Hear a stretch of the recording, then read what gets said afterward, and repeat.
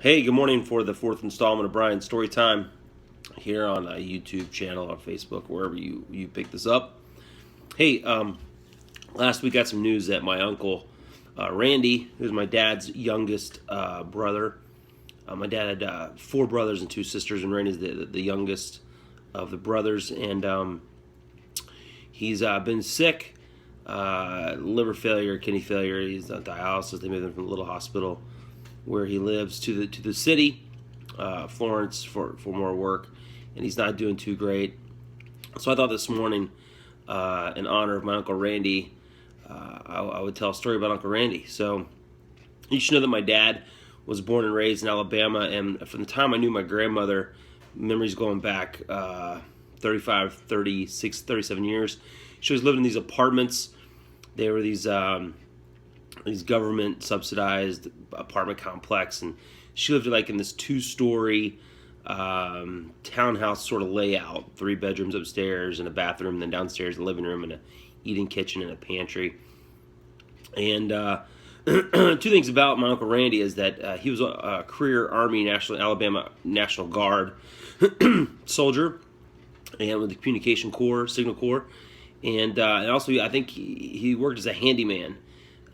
So he lived with my grandmother until I was a teenager, maybe even my early 20s. He lived with or probably until I was a teenager, lived with my grandmother.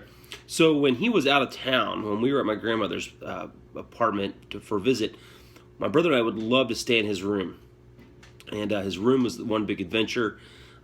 There's just trinkets and stuff and patches and pocket knives and loose change on the nightstand and just these posters and flags, and we just loved to hang out in his room because he was like this cool guy who traveled around the world. He was in the Army National Guard. He was still single, and he lived with my grandma, which we thought was pretty awesome, and we just loved hanging out in his room.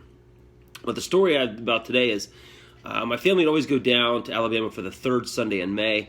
That's sort of when our family and other families in that part of Alabama celebrated Memorial Day or Decoration Day.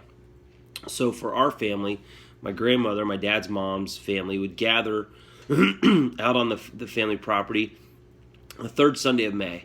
That was a big time for us to go to Alabama every year, and we'd go to the graveyard and decorate. But there'd be a big family reunion out at my grandmother's sister and brother-in-law's house.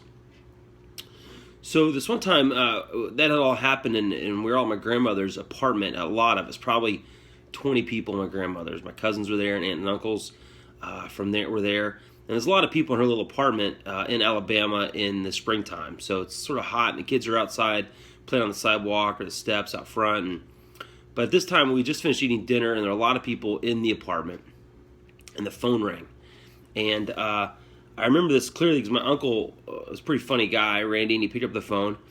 And he said hello, and he couldn't really hear. There's a lot of people in the room.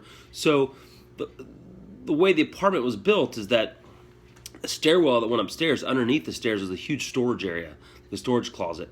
My grandmother just had a little pool curtain to cover the door to the storage closet. It had a little light in there, and there's a chair right inside. So if you picked up the phone, the cord was long enough to wrap around the wall, and you could sit inside the closet on a little stool and talk on the phone. You needed some quiet and privacy. So my uncle takes the call, pretty quickly goes into the closet and sits down. And my uncle's in the closet on the phone for 20 or 25 minutes. I mean, a long time. So long that people forgot that he was on the phone, I remember. And he come out of the closet, hung up the phone, and people were like, who was on the phone? And he said, I had no idea, it was the wrong number. And people started laughing, like, no, really, who was he? He said, I have no idea. And he said, well, the guy called looking for so-and-so, and I told him that he had the wrong number. But I asked him if that was so-and-so's son. He said, yeah. So we've been talking about that guy, and talking about this guy, and I found out he worked with so-and-so. So we've been on the phone for like 30 minutes.